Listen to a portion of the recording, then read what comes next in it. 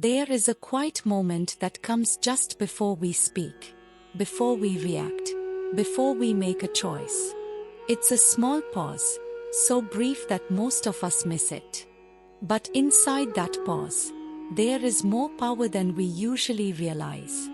Because in that tiny space between experience and response, we get to decide who we are going to be. But often, we don't stop long enough to notice. We react too quickly. We assume. We speak before we understand. And sometimes, we end up hurting someone we never meant to offend. Not because we are bad. Simply because we were unaware. Caught in a feeling. Caught in the heat of the moment. That's why Krishna's message in the Gita feels so quietly powerful. He reminds us that even those who have studied deeply, who have practiced discipline, who have seen the world and walked through hardship, even they can lose their balance when pulled by the forces of nature. Because no matter how focused we think we are still living in a world full of influences, energies that shape how we think, how we feel, and how we respond to the people around us. But Krishna? He never acts on assumption. He doesn't rush into decisions. He doesn't let mood or ego dictate what he says or does. He pauses. He watches. He considers. Because not everyone is the same. Some people are carrying anger they don't show. Some are more hurt than they seem. Some are more harmful than we imagine. And some, the quietest, calmest ones, may be carrying a depth of wisdom we never expected. This is why Krishna doesn't act immediately. He reads the space. He understands the person. He senses the energy. Not out of fear, but out of deep awareness. He knows what it costs to judge someone wrongly.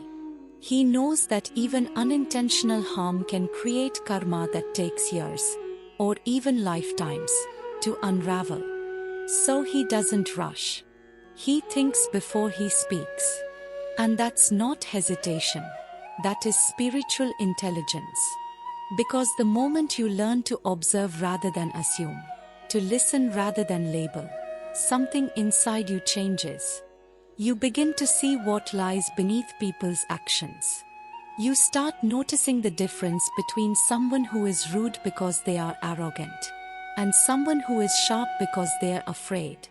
And once you see that difference, your reactions begin to shift. You stop picking unnecessary battles. You stop wasting your energy trying to convince someone who isn't ready to understand. You stop burning bridges you may one day need to walk across again. Krishna walked a fine line between clarity and compassion. He never supported injustice. But he also never responded without knowing exactly who stood in front of him. When Duryodhan insulted him, Krishna didn't react with anger. He didn't raise his voice. He didn't try to argue. Because he already understood Duryodhan's heart. He had seen the seeds of cruelty growing inside him.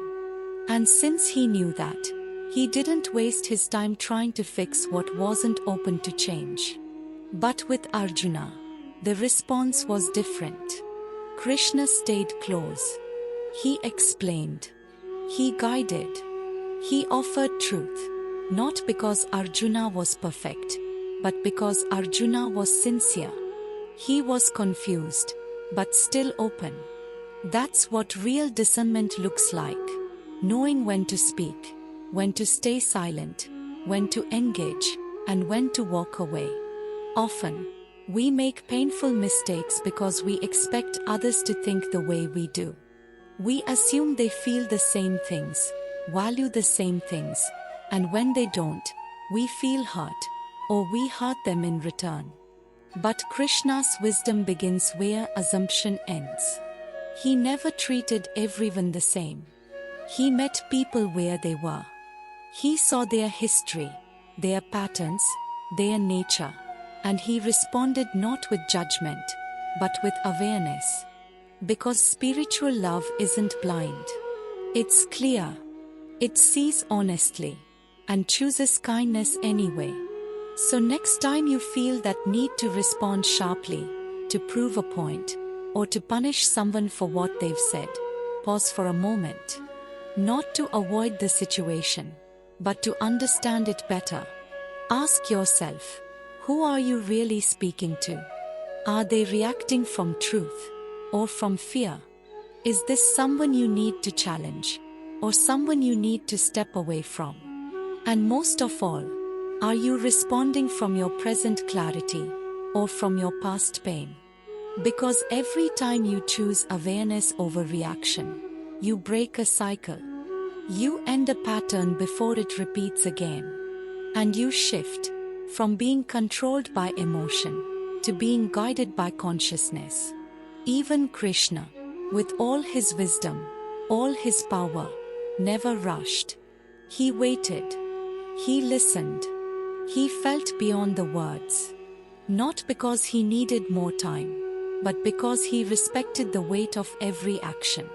And maybe that's what strength really looks like.